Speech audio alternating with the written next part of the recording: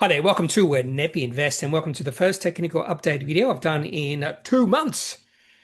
And I won't say a lot has changed in those 2 months. I don't think much has changed, to be honest.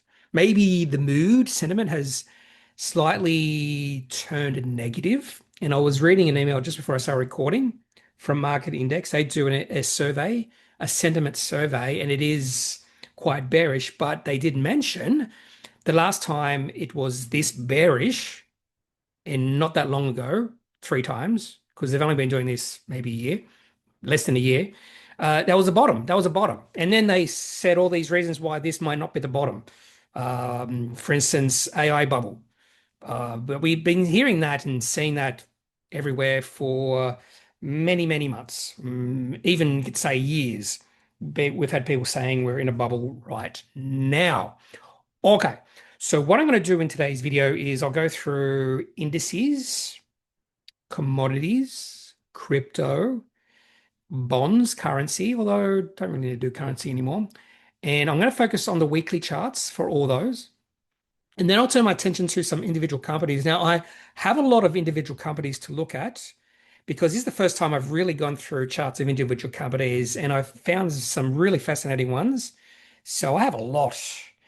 And what I've done towards the end of the individual companies is I've included 4 companies I own, including the last 3 companies I've bought during the last 2 months.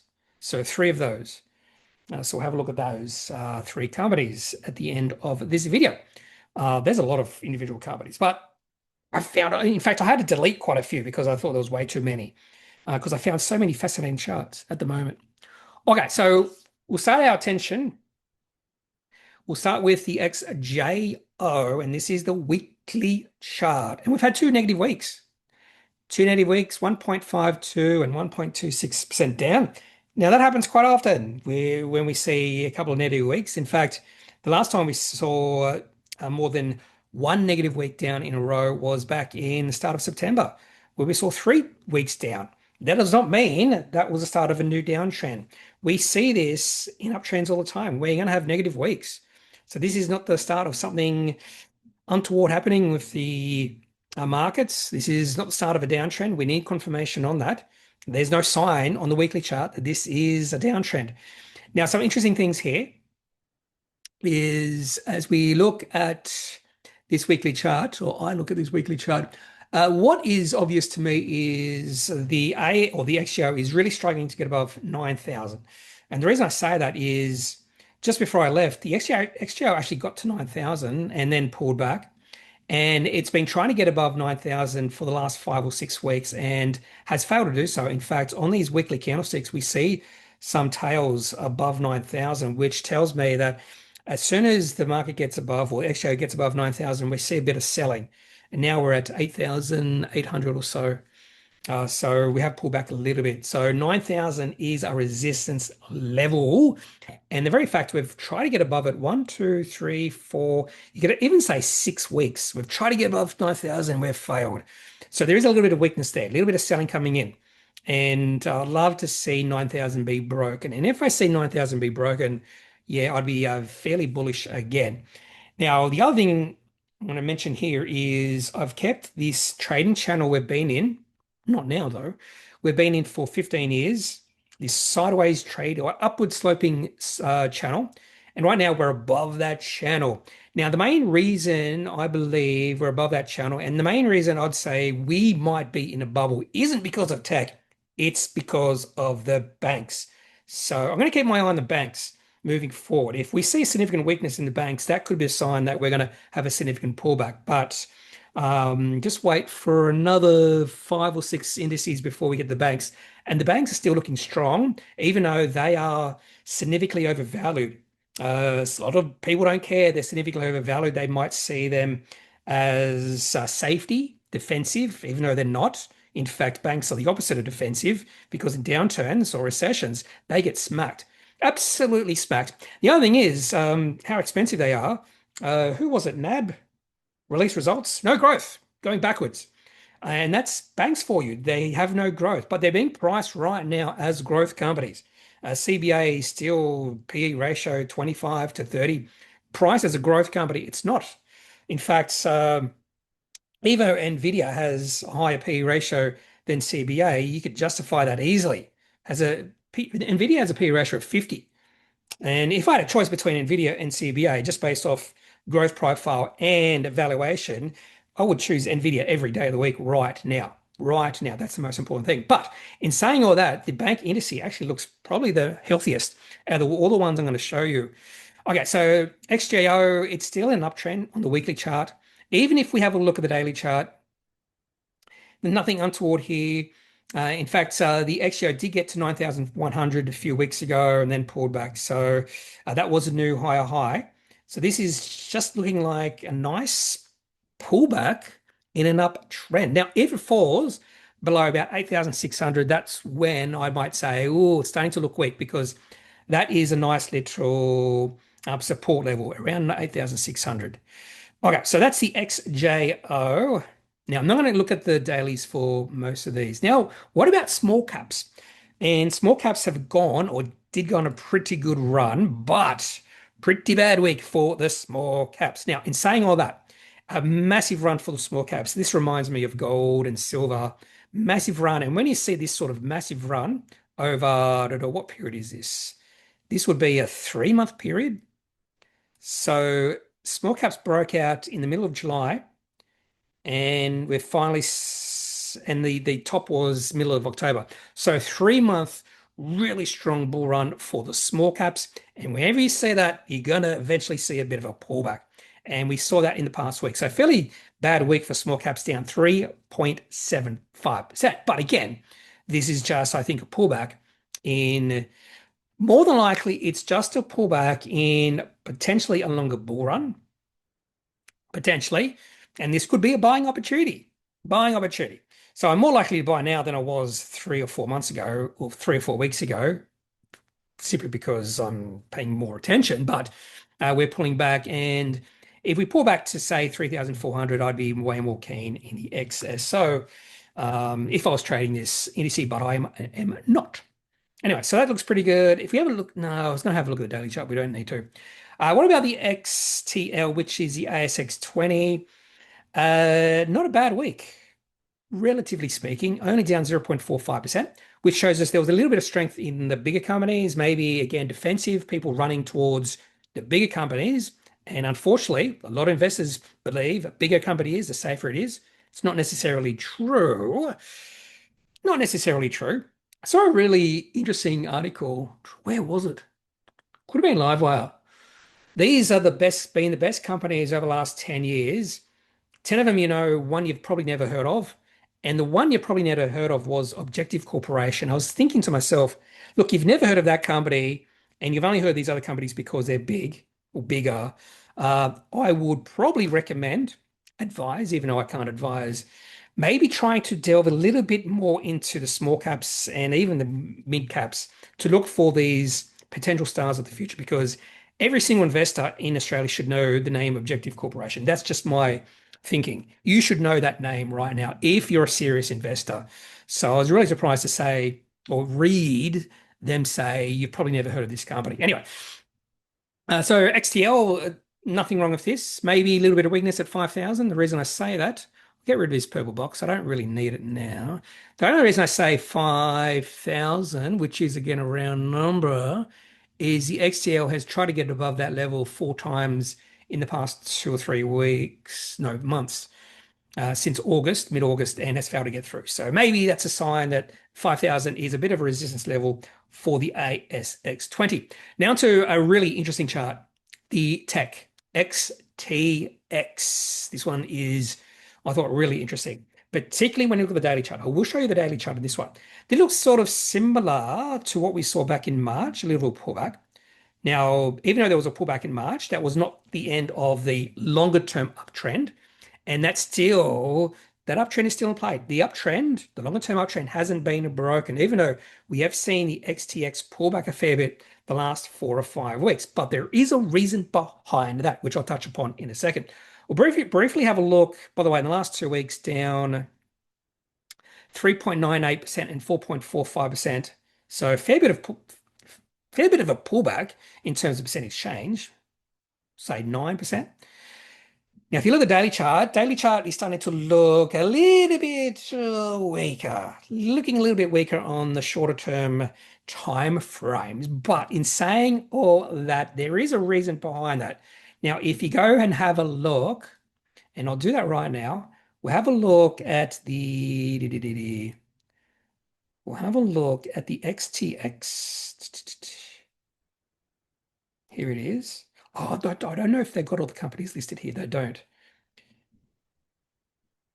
But we have a look at the IT sector, the XIJ, and if you have a look at the market cap of these companies, there's a few that really stand out, and they are Zero, Wisetech, and then we have Technology One, which is about half the size of those other two. So really, this particular indices, this sector is driven by Zero and Wisetech.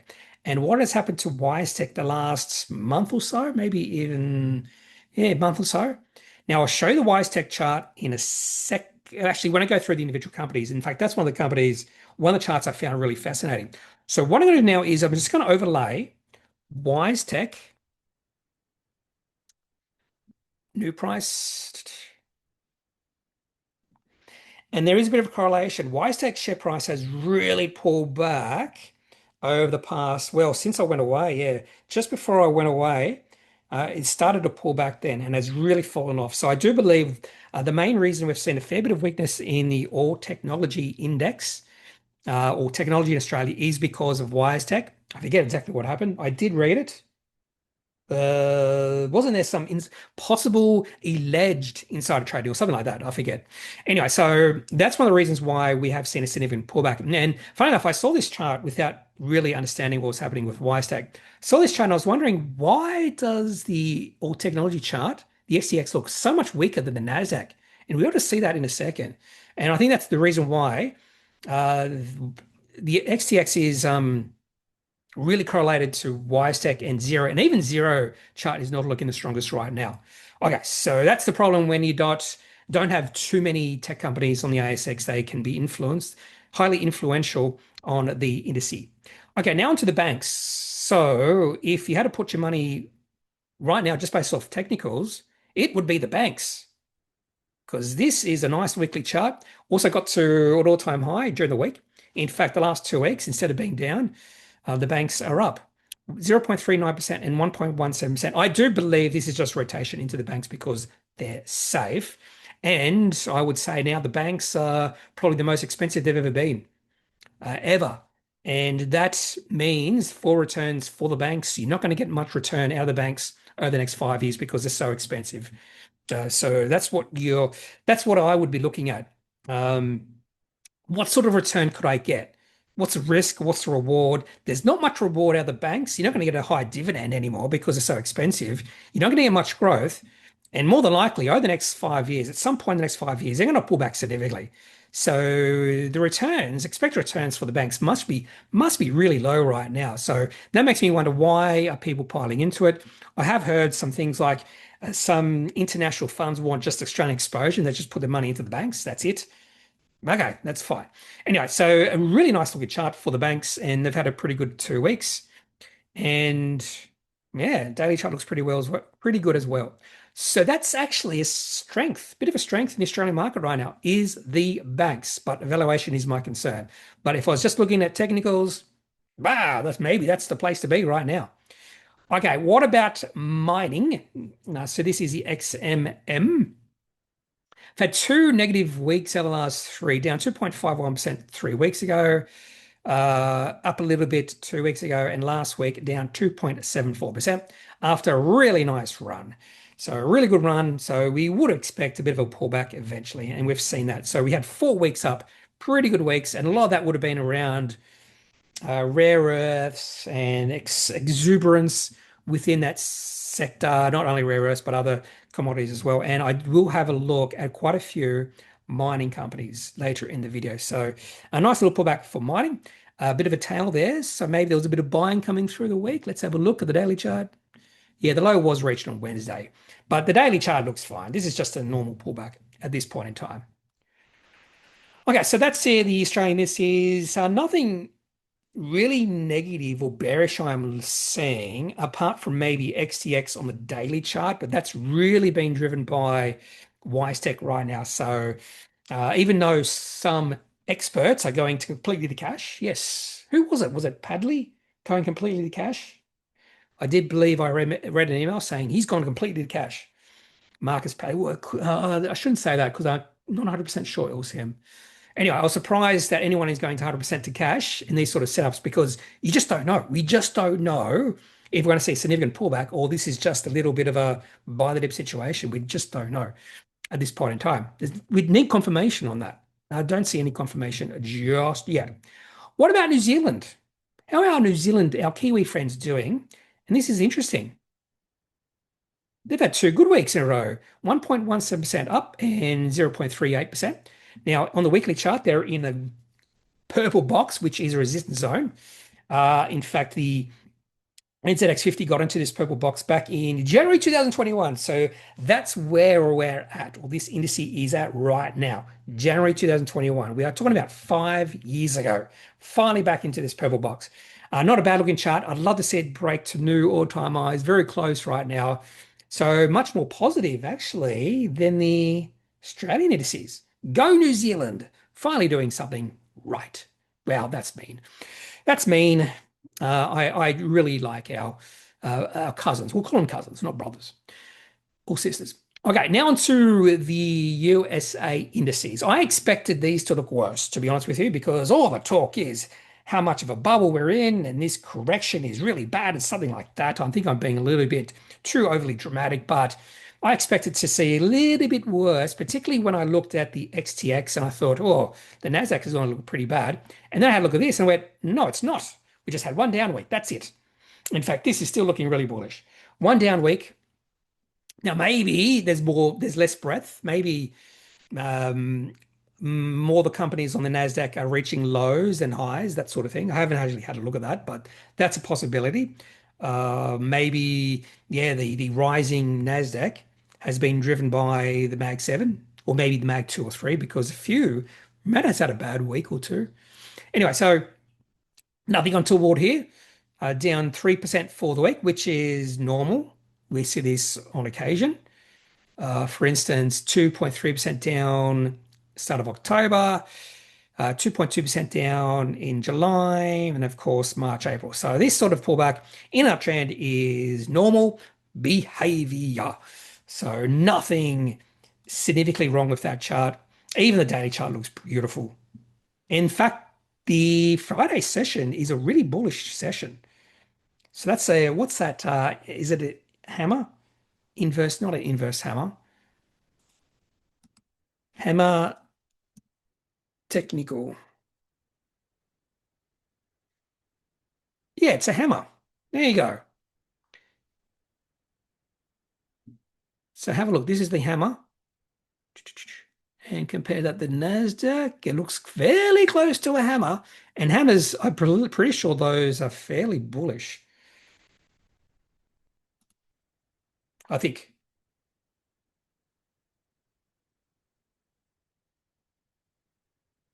Da, da, da, da.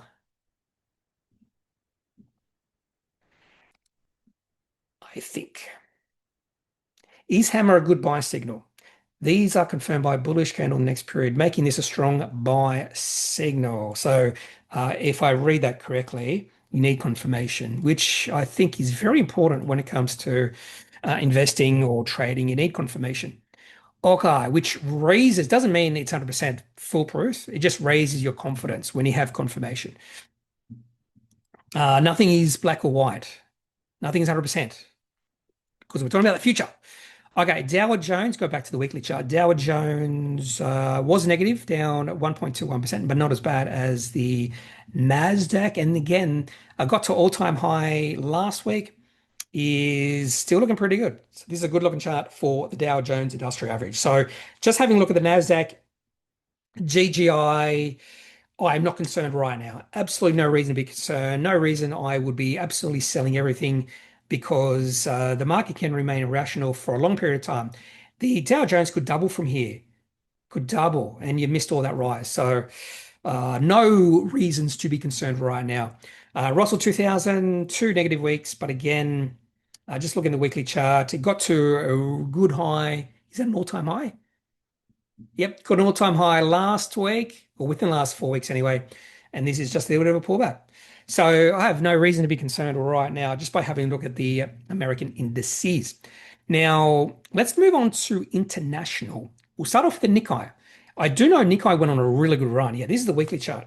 So really good run. It broke out. Nikkei broke out in the middle of August.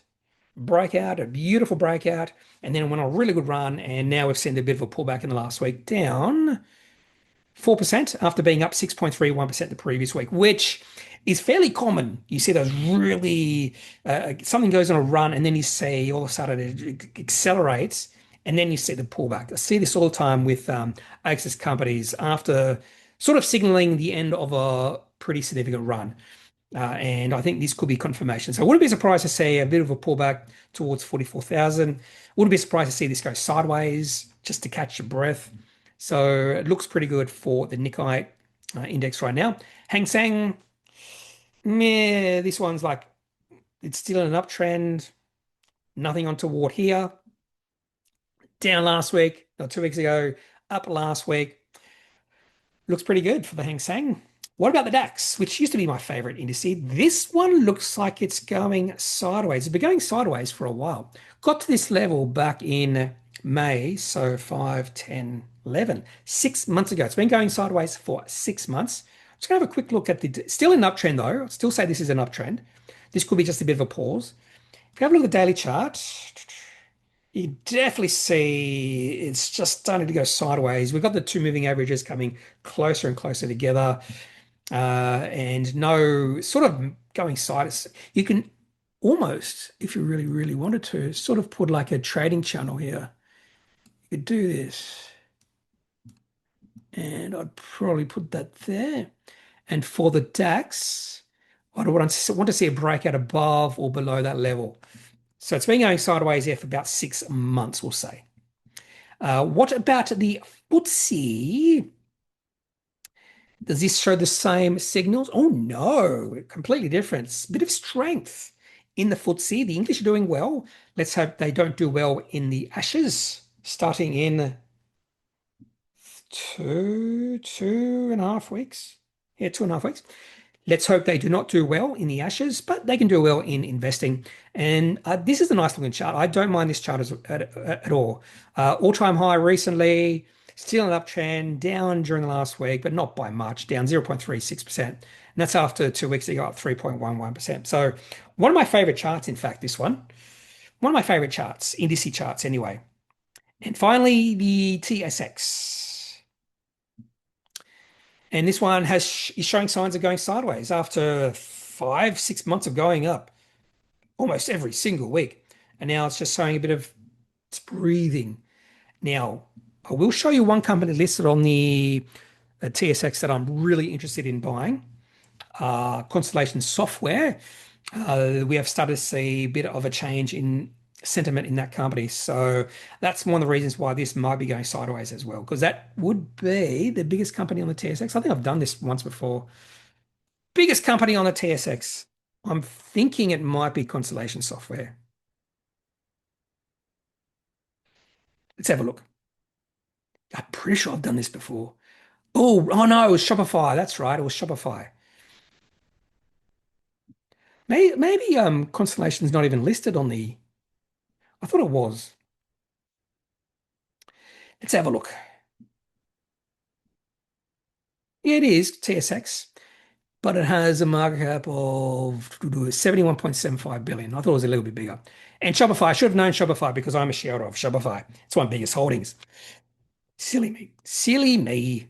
And I'll have a look at Constellation Software chart in a moment. And I think we've done with indices. Now onto gold, and we'll stay with the weekly chart. So gold, beautiful weekly chart. In fact, it's been looking like a beautiful weekly chart for almost 3 years. We had a great breakout back when I left. The week I left in September, that was a brutal breakout. In fact, let's have a look at the weekly chart or daily chart. And the breakout occurred on the 2nd of September, and that is the day I flew out. There you go. It broke out the day I flew out. This is a beautiful breakout. This is the definition of a breakout. Just look at this chart. So we have this triangle here. And gold was having trouble getting above about 3,440. You can see it once, twice, three, four, five. And you can see it getting to this level and the next day it pulls back. That happened 4 times. April, May, June, and July. And then when it did it again on 29th of August, got to that level, we didn't see the pullback. Instead, we saw the complete opposite. It just broke out. In fact, it gapped up. It gapped up on that day, the 2nd of September. And that drove gold higher. So that was a breakout. So there would be technical people seeing that and going, oh, gold's a buy right now. And that really pushed gold prices higher. And there was no reason to be out of gold until possibly the 21st of October. We did see a pretty big down day on that occasion, but that was to be expected. Maybe not that size, but that was to be expected to see a bit of a pullback. I'd like to see, prefer to see going sideways, sort of like we did see for 5 or 6 months between April and the breakout. But we're starting to see it roll over. So we've stopped seeing the selling, and I think this might start going up again. In fact, you might even say this could be leading to a cup handle. What's it called? Cup and handle, something like that. Anyway, I could see that happening, maybe. Anyway, so no reason to be bearish about gold right now. There was that one big down day. There was all of the news. Gold fell a lot. We've had a bit of a pullback, but that was to be expected. I mean, something is not going to go up forever. And you're going to see the same thing with silver as well. Yeah, so beautiful. Although silver's breakout was a little bit earlier than gold, happened on the 5th of June. And since then, really good uptrend. And then silver had two big down days, 17th of October down 6%, and then 2 days later on the 21st down 7.2%. But I do like the very fact that after that down day, the second big down day, silver has gone sideways and is just sort of oscillating above and below the 25-day moving average. I like that. You can see gold, he's sort of at that level as well. So I wouldn't be surprised to see either or both gold and silver starting to go up again very soon. In fact, you could say that over the last 3 days, they've both gone up. Or 2 days. Anyway, copper, a lot of interest in copper. I noticed Sandfire chart looks really good. But then I had a look at the chart for copper, and I was like, it's not the best looking chart. I've seen better. I don't really understand why. Yeah, not only Sandfire, but we saw Aries Resources, 29M, 29 metals all go up or uptrends, and I think the market's getting a little bit ahead of itself because particularly when you look at the daily chart, nothing has been a pullback the last week, but before that, yeah, I could sort of see a beginning of an uptrend there. Yeah, maybe. Anyway, so copper, meh. Not as good as gold, silver, but better than other commodities. Iron ore, this one surprised me because I know that when I looked at BHP, Rio Tinto, Fortescue, in fact, I'll show you right now. So I looked at these charts before I looked at iron ore, and we'll have a look at the daily chart first. And I don't mind these charts. So this is BHP, it's in an uptrend. Rio Tinto, it's nice. It broke out back in 23rd September. That's a nice looking chart. Fortescue is a nice looking chart as well. It was in a downtrend, now it's in an uptrend.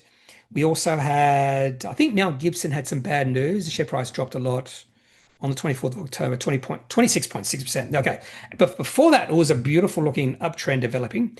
Grange Resources has started to move into an uptrend with some big volume coming through as well. I like that chart. Fenix had moved higher significantly and then it's pulled back the last few days. So after seeing all these charts, I expected iron ore chart to look really good. Just gotta have to find it again. Here we go. I expected this chart to look really good. And then I was like, it's not that good. Okay, so there's actually, if you have a look at the weekly chart, there is actually no trend. I would say, if anything, it's a weak downtrend, if anything. Daily chart, there was no, you might have said maybe July and August, there was a bit of an uptrend developing. but that's been destroyed the last few weeks. $108 is a bit of a resistance level, and it's fallen below the lows over the last few days. So it's actually looking a little bit weak. So not that enthused with iron ore right now, even though some of those individual companies look pretty good. Look pretty good. Now I am interested in iron in uranium. But uranium did pull back during the week, down 7.1%. But before that, it was looking pretty good. I don't mind this chart as well, or the daily chart. Fair bit of volatility in there, particularly last month and a half, going up and down. But I don't mind this chart. And I'd probably also say uranium broke out. Well, you got above the downtrend back in June, and I think we could say. It's in an uptrend right now. We went from a downtrend into an uptrend.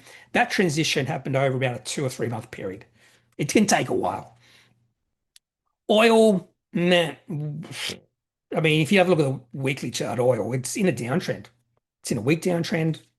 Suppose it's good for the oil prices, but nothing too exciting there.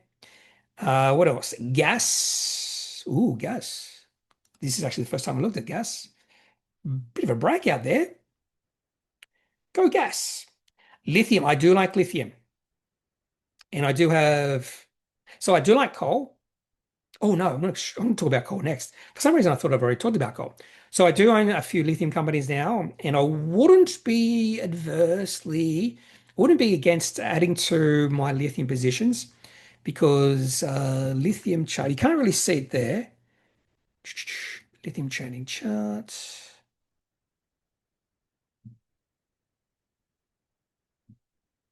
That's not the one I want.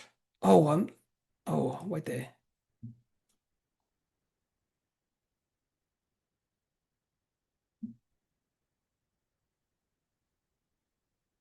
Where is it?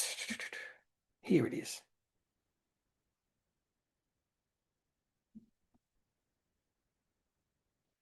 So I do think lithium is now in a bit of an uptrend.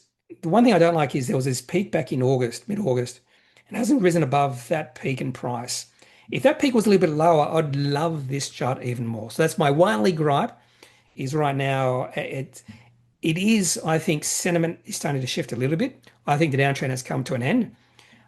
So I do have a few positions in lithium right now, but if we were at a longer term high, I'd be even more excited. Quite a few good companies or lithium companies, for instance, I'll just show you a few charts. I haven't included these charts in individual company section of the video, but Pilbara looking pretty good. I like that chart. Liontown Resources, I like this chart as well. It's a nice chart.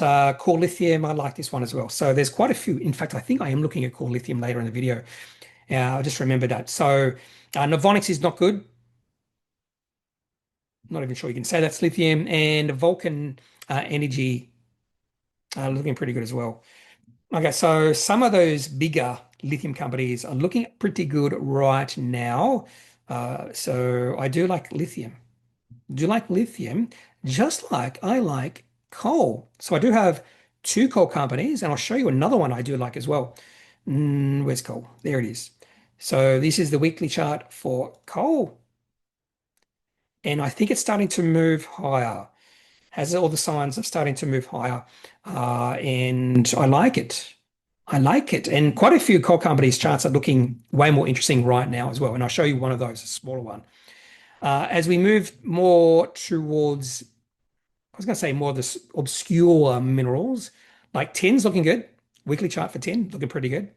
Nickel, meh. Palladium's looking really good as well. I like this palladium one. I do like palladium.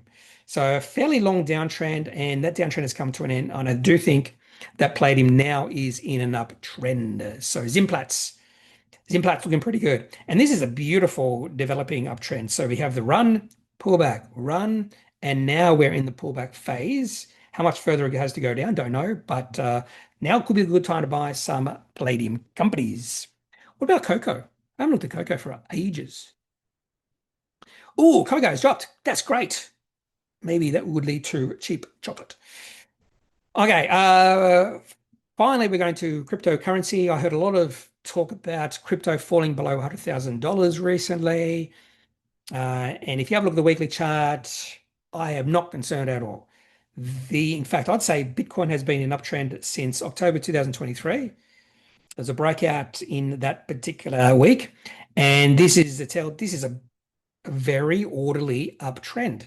We see Bitcoin going to run, then go sideways, going to run, pull back a little bit, going to run, and just a little bit of pullback. So, in fact, I do have an uptrend line here, and it's just above that uptrend line. So I have no concerns about Bitcoin on the weekly time frame, daily time frame. A little bit of weakness here, but we see this quite a bit with Bitcoin. In fact, we saw this back in March. There was a bit of a pullback, then went on a run. So I have no concerns about Bitcoin. Pullbacks happen all the time. The main thing is you don't panic unless you're trading. And Ethereum is completely different. I don't think I'm not gonna, yeah, the daily chart is looking weaker. The weekly chart, it's just all over the place, isn't it? It's just all over the place. Maybe you could say it bounced off the 100-day moving average. Maybe you could say that in the last week. But it fell significantly on Monday and Tuesday and then just went sideways. So I can see more downside just based off the daily chart here. What about US bonds? I'm going to say with the daily chart here, 30-year bonds have actually rallied the last few weeks, but yeah, not much of a trend there at all. And finally, in fact, we'll go to the weekly chart. It does look like it's rolling over. Extend that to there. Just make one little change there. And finally, currency. The last thing I want to see is the Australian dollar going on a massive run. In fact, I'd like to see it pull back a fair bit from now on. Okay, because I needed $10 cash for a hike I did. So I withdrew $100 and I spent about 15 of that. You don't need cash anymore. Don't need cash anymore. Okay, now on to the individual companies section of the video, starting off with G8 Education. Why have I included this one? I think I included this one because I did read someone say this is really cheap. This was a while ago. This is when the share price would have been $1.25, something like that. And I found it interesting. Share price is almost halved. And this is what happens when you just when you just think, oh, this is cheap. This is cheap. I have no interest in G8 Education because they own childcare centers, and I just don't see much growth in that sector. All the growth happened 10 to 15 years ago. In fact, have a look at the weekly chart. You'll see where all that growth happened and just stopped. So they started growing in 2011 and finished in 2014-15. They were just acquiring new childcare centers and they just stopped it. And yeah, anyway, so roll-up model coming askew, and they released something negative during the week, 4th of November. So I would have been in Monday. What was I doing on Monday? Oh, I was doing Mount Baldy or Mount San Antonio. Anyway, so this is an ugly looking chart. And if you studied charts, there's no way you would have been in this. Even if you thought there was value, I wouldn't be in this at all. By the way, if you thought G8 Education was good value back then, the P ratio probably would have been 14. The P ratio is probably 7 now. 7.55, dividend yield 8.46%. So you could say it's cheap, but that update they did release on the 4th was pretty negative. Okay, so that's all I want to show. The only reason I showed you this is because I just remember reading something about how cheap this was when it was like $1.25, and I was like, not for me. Okay, now we're going to have a look at some companies who there's a lot of FOMO, I suppose, over the last 2 months. Maybe not FOMO, but there's a lot of interest in these companies. That's probably the best way to say it. There was a lot of interest in these companies during the 2 months I was away, and we have seen significant pullbacks in all these companies' prices recently. We'll start off with 4D Medical. And in fact, I believe this company's breakout really happened. You could say it happened on the 1st of August, up 27.8%. But on the 1st of September, the day before I went away, up 35.96%. I'm trying to remember when they did that deal with Pro Medicus. A massive volume coming through at the start of September. Share price went on a massive run all the way up to almost $2.50. Actually, it was 2.50. But have a look at the pullback and also have a look at the volume just drying up. So this is now, this would have been on the radar of a lot of maybe traders back in early September, maybe through to early October, but it's now off their radar. And you see that with the decrease in volume. What we need to see now, and we saw this before. In fact, when the share price really broke out in August, the volume did decrease, and then all of a sudden there was a massive increase in volume. So they released some more news flow. That's what they need to do now. They need to release a bit of news flow to maintain the interest in this company.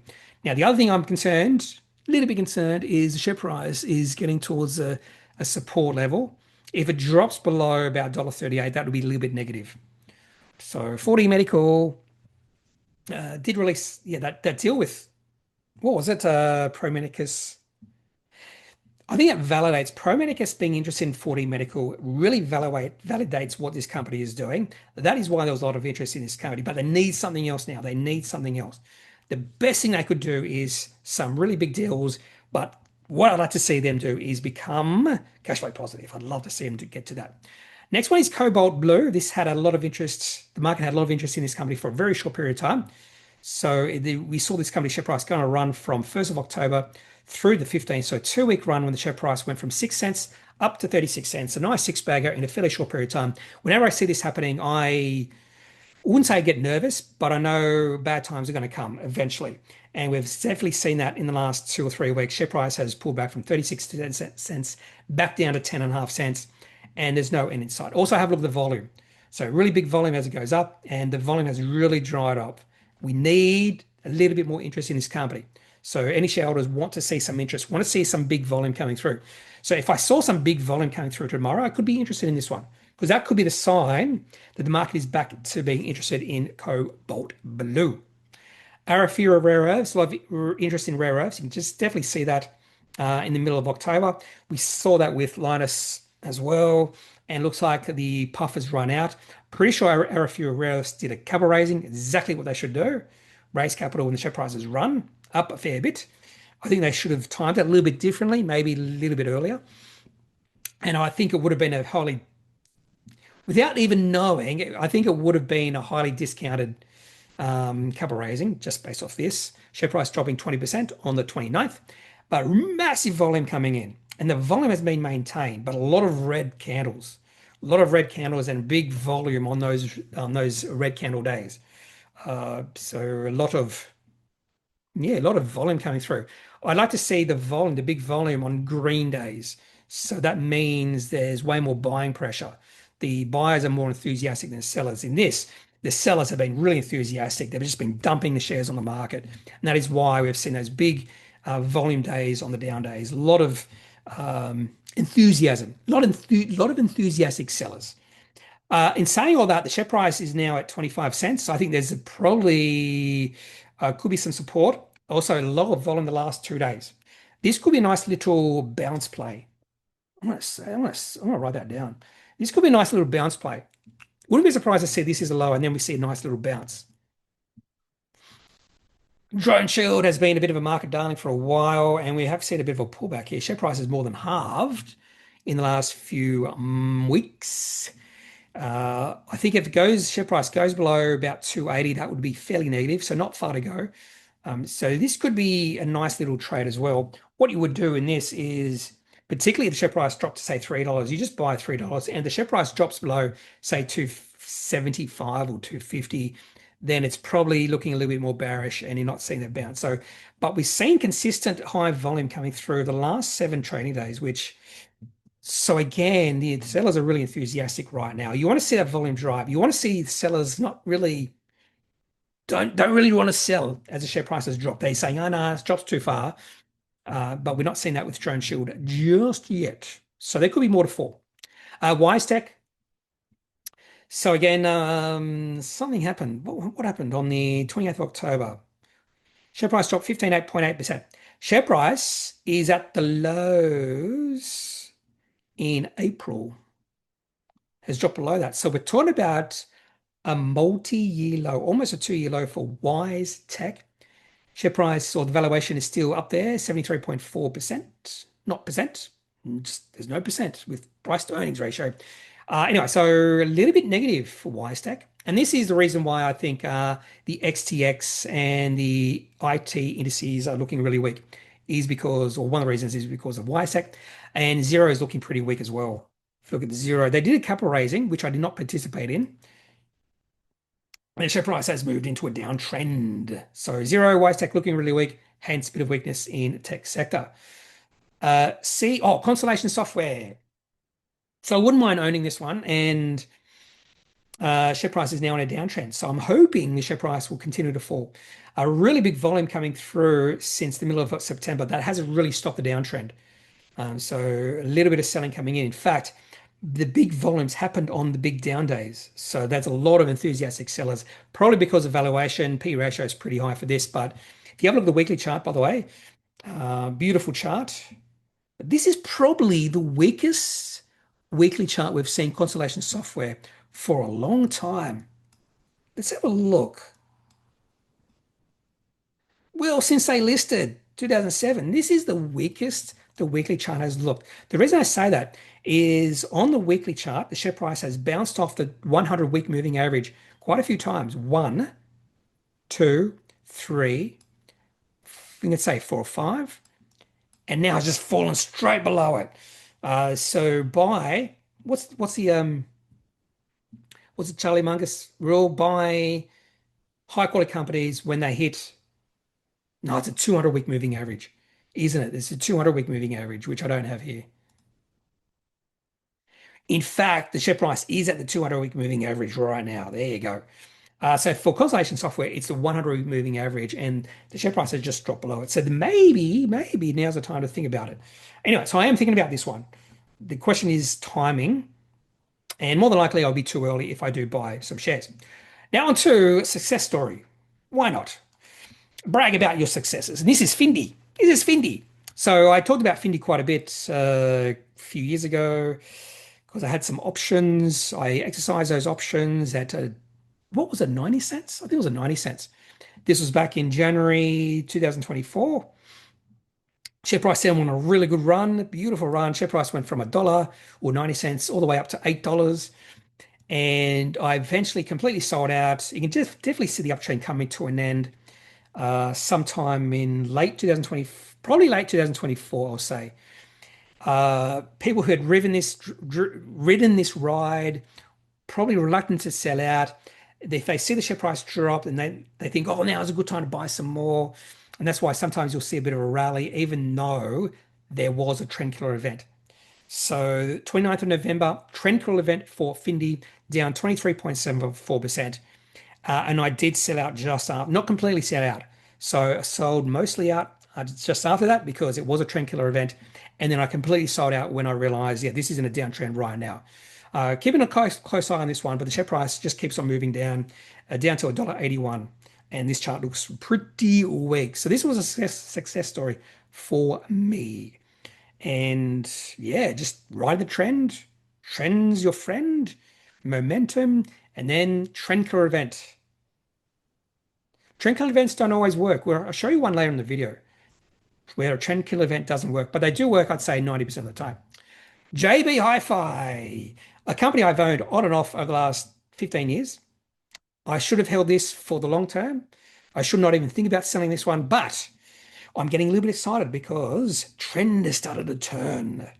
We've started to see a little bit of selling coming in. I do think this is expensive, even at these levels. P ratio 24, 23.17. I do think that's expensive. When I bought, the most recent time I bought JB Hi-Fi, the P ratio was 8. P ratio was 8. I don't think it's going to get to 8 soon. That was a rare event. I'd love to see the P ratio get down to 13, below 13, which means it has to fall a fair bit from here. But it can, because if you have a look at the weekly chart, when I bought JB Hi-Fi last time, it was at about 40. So I can do it. It can do it. Anyway, so this is me getting excited. I'm just getting excited about this chart because I do think this is starting to look a little bit bearish. Bapcor, I like this one. Okay, so this one, the reason I like this one is this one has dropped a lot down to 228. Now, the first really bad news flow from this company was the 2nd of May 2024. And now I'll just show you this one. Share price, oh, in fact, share price dropped a fair bit below before that. But on this particular day, 2nd of May 2024, share price dropped 24%, but there was actually buying on that day. And the reason there's buying on that day is when shareholders or people or investors see the share price drop by a fair bit, they go, oh, I can buy this company now at cheaper price than I could a few days ago. So I actually do see a bit of buying pressure. And that's why the share price rallied on that day and actually did rally after that. But there's no trend. So maybe they were value investors thinking there's some value. And then what's that word? They were, when you lock in a price, you think, oh, the share price was this much not that long ago, it's now cheaper.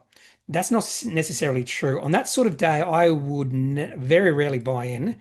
And even then, the share price did nothing until the 24th of July. Now, on that day, share price dropped 28.38%. That was a red day. So there was actually more selling on that day. But the selling, a lot, massive volume coming through. But then you see some big volume coming in the next few days. The share price rallied. Share price rallied the 25-day moving average. So this is the value investors going, or those investors saying, oh, the share price has dropped a lot. I think there's some value in this. That is, what's the word? I would, if I did that, I'd be very nervous. I've done this before when I've seen the share price drop and I expect it to bounce, but I wouldn't say stressed out about it, but I'm always looking at when to sell fairly quickly because this happens a lot where the share price rallies a little bit. You get all these people coming in saying, oh, the share price dropped a lot. It's great buying. So there would have been some of those investors buying at $4. Share price has nearly halved since then, down to 228. And they also released some more bad news. On the 20th of October, share price dropped 17.8%. So this is, for me, definitely a no-go. Definitely no-go. Even when I do, on occasion, on a rare occasion, do this, expecting to bounce, I'm all knotted up, just hanging out when to sell. You could have actually bought some at, say, 350 and then sold at 4. So nice little profit there. But, ooh, mm, it's tense. Myers. This is a trend killer event, another trend killer event. This is a beautiful trend killer event. So this happened on the 13th of January, 2025, so less than a year ago. Share price dropped 23.14%. The reason this is a trend killer event is because before this day, the trend was beautiful. There was a beautiful trend for Myers. They released something negative, and even then, you can see a little bit of a bounce just after that. So again, this is people saying, oh, share price is lower now. It's time to buy. But that for me is a no-go. This is fairly common when you see a trend killer event like this. The share price will continue to go lower. And we've definitely seen that. And they released something negative on the 23rd of September. Share price dropped another 25%. Share price now 38.5 cents. And there would have been people buying on the bounce after the January event last year, or this year, would have been buying nearly $1. So they're down 50%, even over 50%. So trend killer events, one of my favorite things right now. But one of my favorite signals. But trend killer events don't always work. Ventia. This is one that didn't work. And I have a feeling one of the reasons this didn't work is because the nature of the event. So this trend killer event happened on the 12th of December 2024. Share price dropped 22.6%. And I believe this was something to do with, it wasn't something structurally wrong with the company. It was like, I forget what exactly it was. 20. I remember reading it and going, it's not, it wasn't sell worthy. It's the best way I would have said it. What was it? 24th of September. No, December 2024.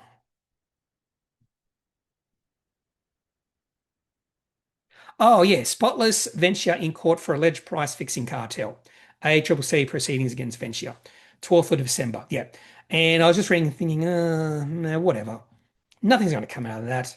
And since then, the share price has Not quite doubled, but a beautiful looking chart for Ventia. So those sort of trend events don't always work out. And I think it's the nature of the event. That's what I'm thinking right now. It's the nature. Why has the share price dropped? In this sort of situation, I think it was more of an overreaction, a significant overreaction for the market. Okay, now to some commodities. Paladin. So this one popped up on my radar because the share price is now at the uptrend line. So this could be a good buying. This could be a good buying for Paladin. I'll put that down. Could be good buying because it's in an uptrend and the share price is now right on that uptrend, almost exactly on the uptrend at $7.77. Now onto a little coal company called Terracom. So some of the coal companies' charts are looking pretty good, including Whitehaven, which I do own right now, trading this one. I do like this chart. It's a nice looking chart. And I also own Coronado. And I forget when I bought Coronado. Was it the breakout in August? Oh, no, no. It was on the 25th of July. Share price went up 28.2%. I think there was an update from the company. I really like the update. And notice share price was in a downtrend. And notice on that particular day, share price went up 28.2%. The next day, share price dropped 18%. So on the flip side, when you see a share price massively drop, you're going to see a lot of buying coming in. In the flip side of that, for when a company releases something negative, when a company releases something positive and the share price has been in a downtrend for a while, and when the share price pops up, you're going to see a lot of selling coming in because there's a lot of shareholders underwater and they see the share price pop up and they start to say, hey, this is a good time to sell out, which is exactly the opposite of what you should be doing because it's rebounding on positive news. So share price has definitely the downtrend has come to an end. So what this company needs to do now is to release another really good positive sign. Now, by the way, I'm up almost 100% because I bought it. Oh, not quite. I bought it 20 and a half cents. So up, what's that? 60%. I'm just waiting for something positive, waiting for the call to go up so this can just break out. Now back to Terracom. I don't mind this one. Don't know anything about this company. Share price in a long-term downtrend. No interest in this until maybe now. Even last time when we saw a moving average crossover, I wouldn't have been as interested as I am right now. The main reason is we have seen some good volume coming through. Share price popped up on the 16th of October, up 20.29%. We've seen a little bit of pullback the last few days. This has all the makings of maybe share price going higher. So I might have a closer look at this company. For some reason, I just want to know if this company is in production. So that's Terracom. So that's definitely on my radar as a smaller coal company. MTM, which changed the name Metallium, has the uptrend come to an end? I wouldn't say that just yet, but it's showing signs of coming to an end. Showing signs of maybe coming to an end. You can see some really big down days back in October. So we saw, well, actually not down days. One of them was up, but big red candles, which is telling me there's a lot of selling. So this was above $1, a lot of selling. And now we've not seen any buying coming in at all the last few weeks. So this could be just a bit of a blip in the overall uptrend for Metallium, but I'd like to see what's going to happen. We've seen a little bit of a dry up in volume the last 3 days, but nothing significant. 4 days or 5 days. Anyway, by the way, just look at this volume when it broke out. Massive volume coming through. One of my favorite charts right now is Sierra Resources.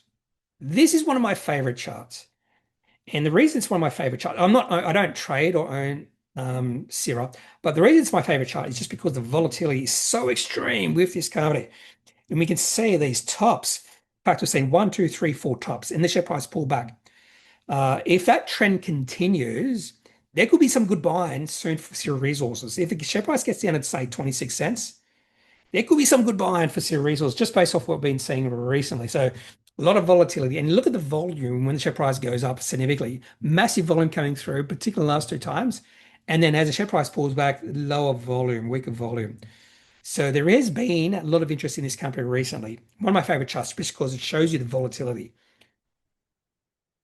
Another one of my favorite charts is Jupiter Mines. Again, I don't own this one, but this is a really orderly uptrend, unlike Sierra Resources, completely different than Sierra. This is a nice orderly uptrend. The reason I like this one recently is the subtle increase in volume we have seen.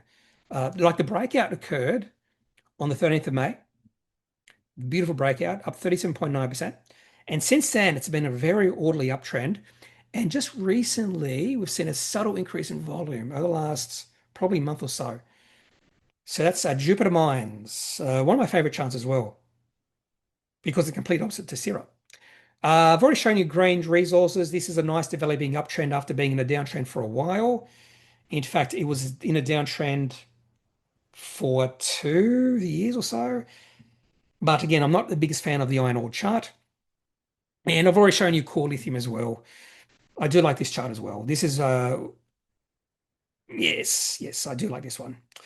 If I was to trade this, I'd probably wait to see the share price drop to say 12 and a half cents, which it could do. May not, but it could do. Okay, another success story is Gentrack. I've already shown you, which one was it? Oh, Findi. I should have put those together. Gentrack. So I bought Gentrack many, many years ago, held it for a while, and I think this is like a chart you can study just to see shifts in trend and sentiment. So Gentrack had positive sentiment and trends for ages, 3 years. We'll say 2.5 years. And then I started to see a lot of experts starting to talk about Gentrack. Oh, this is a great buy. But that was near the top. That was near the top. And the trend was coming to an end. I didn't like that I was hearing all these positive things being said about Gentrack. That for me was a sign, it was getting a little bit toppish. The uptrend was coming to an end. The share price rose significantly on the 26th of November 2024, 28.1%. And it just failed to gain any momentum after that. So I completely sold out probably 6 months ago. Yeah, 6 months ago when the trend had come to an end. And I don't know why the share price is in a downtrend right now, down at 746, but now Gentrack is in a downtrend. And yes, this is a nice chart to study for shifts in trend and sentiment. Okay, now one company that sentiment might be shifting, and that is Atomos. Company I've held in the past, many years ago. A disaster story on the ASX. Share price dropped from $1.50 all the way down to like 0.1 cent, zero point 0.3 cents. But recently, the share price has really taken off. I saw this the other day. I was like, wow, since the 4th of September, there was a breakout on the 4th of September. So when I was away, on that day, share price rose 50%. And I really like what happened after that. Share price continued to rise and then went sideways, got to the 25-day moving average, started to go up. In the last few weeks, the share price has gone up and we're seeing some good volume. There must be something underpinning this. I don't know why, but a nice looking chart for Atomos. So keeping my eye on this one. Now, I did have a look at their most recent Pennies 4C, nothing to write home about, but I might need to have a closer look. Okay, now on to 4 companies I own, starting with Mayfield Group. They're doing capital raising, I think. But this is what I like. So I'm not trading Mayfield Group. I own Mayfield Group in my super. I'm just going to keep it there until I see something change when it comes to business. That's me buying it back in April 2024. So almost 2 years. That's 78 cents. So done fairly well with this one. The reason I'm pointing this out is when I bought this was illiquidity traded. In fact, when you see it before, oh, it's ugly. And that was my main concern was it's illiquidity traded. And that is why I don't trade these sort of companies. I just put these aside because it was profitable, growing, was in the right space, electrics and electronics and stuff like that, electric infrastructure, that sort of thing. And then just being patient. And the share price went sideways for almost a year. And then the breakout occurred on the 28th of January. So we're talking about less than a year ago. Share price was below $1. Share price has gone up. Now have a look at the volume. So this is why I like these sort of companies. You'll be told by experts, don't buy these companies because they're liquidly traded. Don't buy them. The reason you buy these sort of companies, maybe not all the time, is because if the company keeps on growing and growing and growing, they become more fancied by fund managers, and you'll start to see the liquidity improve quite significantly. In fact, many of the bigger companies that start off small are like that. Supply network was like that. It was very liquidly traded, not so quiet now. So this was really liquidly traded, and there was more interest. You can see some volume coming through on the breakout. And then we've started to see some really big volume coming through the last few months. This makes me very happy. Now they are doing cap raising, but that's okay. And this is a nice looking chart. So share price very close to $2. So have a look at the volume, and you can actually see the chart right now. It's not as nowhere near as liquidly traded as it was before. And this is a benefit we have over fund managers, that we can buy these liquidly traded companies. And when the liquidity does improve, you're going to see significant increase in share price. So share price has gone up, not quite threefold for me, but it's getting there. Okay, now onto some companies I bought recently. First one is Simmel, which is a recent listed company. Share price did nothing for listed on 21st of November, so 1 year ago. Share price did nothing for almost a year, 11 months. And then the share price broke out in October. And I just like this chart.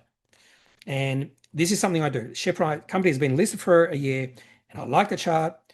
And yep. And I also like the volume. There's the other thing. Look at the volume. Not much volume at share price. You see these spikes in volume, but not much volume. And there's been a subtle increase in volume recently. If you go to the weekly chart, it's probably not noticeable. Nice increase in volume. And again, one thing I don't like about TradingView is there was a company with this ticker code in the past, and they just don't separate them. Another company I bought is Star Pharma. They bought this company, so it would have been on the 22nd of September. It was a deal, big deal. And for me, this is a telltale sign to buy a company. Maybe not a telltale sign, but this is a good rule of thumb I've developed over the last few years. When companies do these deals, it could be a good time to buy. So share price has gone up 50% since then. One thing I don't like is I'd like to see some bigger volume coming through. We had that big spike in volume when they released the news. SPL, what? Whoops, I nearly spilled my drink.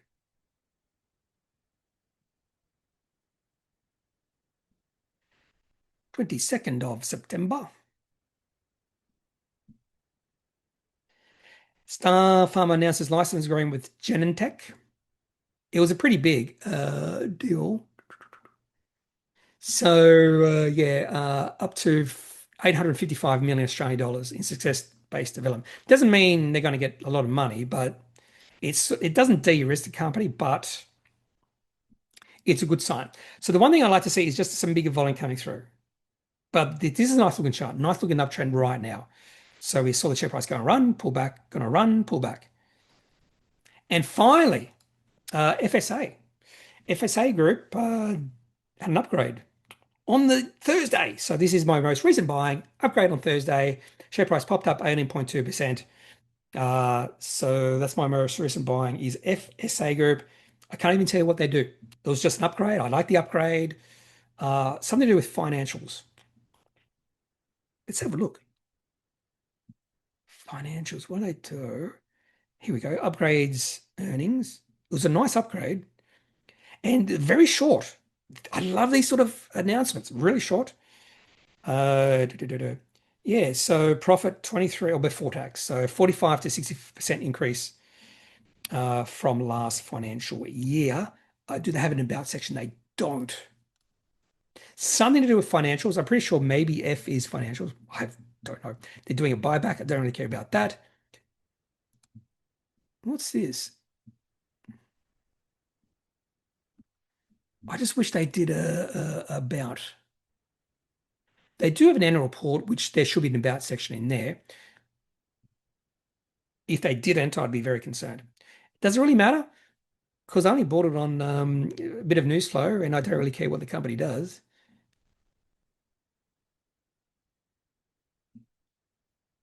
Loans, looks like something like that. Anyway, so that's it for this video. If you have any questions, any thoughts, leave those in the comment section of this video. Otherwise, I am not a financial advisor. If you need financial advice, make sure you seek out someone who is qualified and can speak to your own financial needs. That's it for this video. Have a good day. Bye.